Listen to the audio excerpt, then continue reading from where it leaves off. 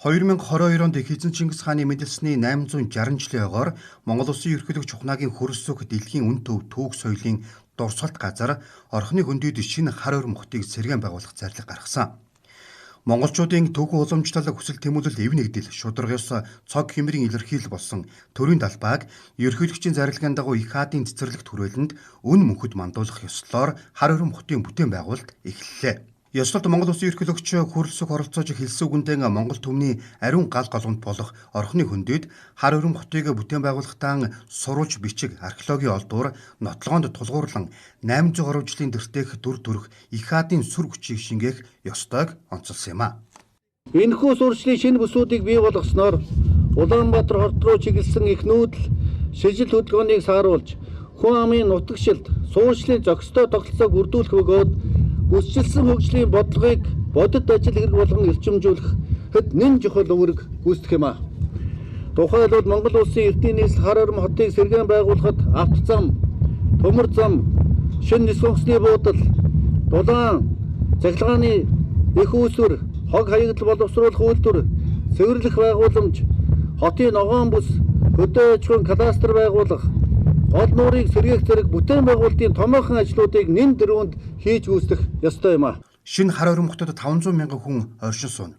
285 мянган ажлын байр бий болж үүнийг дагсан бүс нутгийн хөгжлийг дэвтгэх хот болно гэж тооцоолж байгаа юм а. Төр захиргааны болон олон улсын байгууллага, гадаад улс орнуудын дипломат төлөөлөгчийн газар төвлөрсөн нийгэм эрүүл мэнд, дэд үтгэц, өндөр технологийн үйлдвэрлэл, орон сууц, соёл урлаг, аялал жуулчлал, ногоон байгууламж, бусад үйлчлэгээ хөгжсөн ухаалаг хот байхаар төлөвлөсөн. Хотын нийт талбайн 50% нь ногоон байгууламж, 30% нь барилгажих талбай, 20% нь автоцсан байхаар төлөвлөжээ.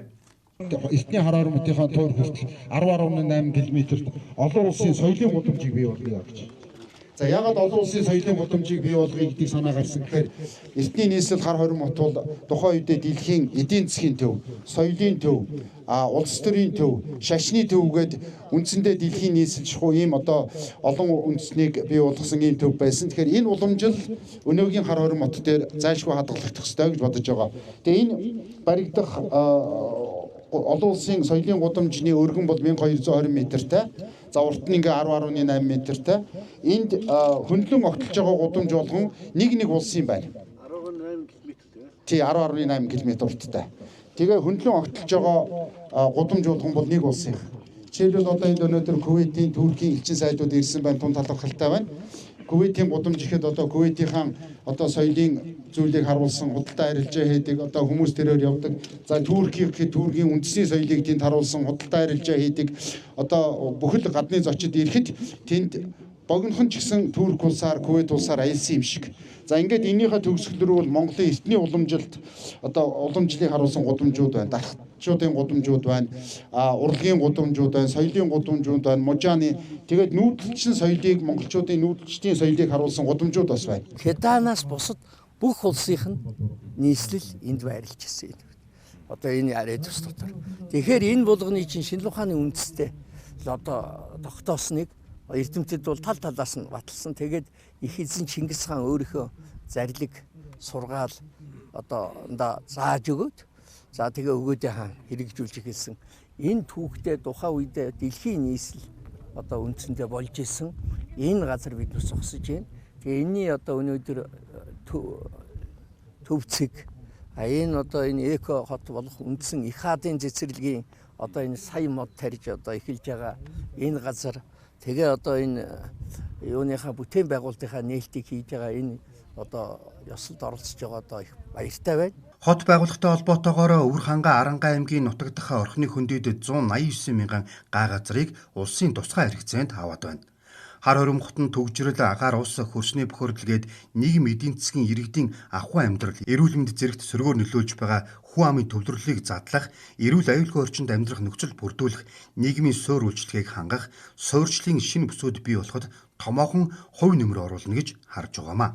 Хөгшөө орхон голын урсгац нь олон жилийн дунд чинь 0.56 м/с байдаг. Тэгэхээр энэ маань 3-аас 4 дахин нэмэгдэнэ гэсэн үг. Хөгшөө орхон гол маань одоо эндээс нэг бас 4 орчим километрийн зайтай урсж байна. Тэгэхээр хөгшөө орхон голыг Хилтгэл цагаан нуурын харалтай газраас нь дахиж татаад 4 км татаад хилтгий цагаан нуураас сэргээх ийм үйл ажиллагаа бол. За ингээд зөвхөн нэг нуурыг сэргээгээд зогсохгүй энэхүү нуур маань шинэ хар хором хотын төлөвлөлтийн хамгийн үндсэн гол одоо зүрх нь болох юм а. Яагаад зүрх нь болох вэ гэхээр шинэ хар хором хот маань гадаргын болон газрын дор хусаар тижээгдсэн. Бид нар Улаанбаатар хотод гаргасан сэлб гол дээр гаргасан алдааг давтахааргүй ийм гол байх хэвээр.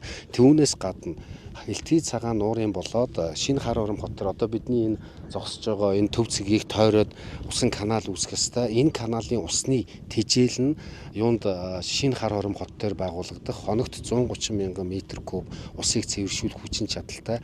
Энэ маш өндөр зэрэглэлийн одоо баг уух усны хэмжээнд хүртэл цэвэршүүлэх энэ усаар тэжээгдэх юм. Одоогоор их хаадын цэцэрлэгт хүрээлэнгээс гадна мэдээлэл сурчлагын зохицлбор байгуулж хөгшин хар хорин гол хилтгий цагаан нуур эртний нийслэлийн туйрыг сэргийн хотын бүтээн байгуулалтын ерхий төлөвлөгөөг боловсруулад байгаамаа. Цаг хугацаа хөрөнгө хүч хөдөлмөр шаардах бүтээн байгуулалтанд төр засаг хувийн хөвшил төмөн олноороо нэгдэж нэгэн үзүүрт сэтгэлээр хар хорин хотоон сэргээн байгуулах үйлсэд идэвхтэй оролцохыг уриалсан юм а.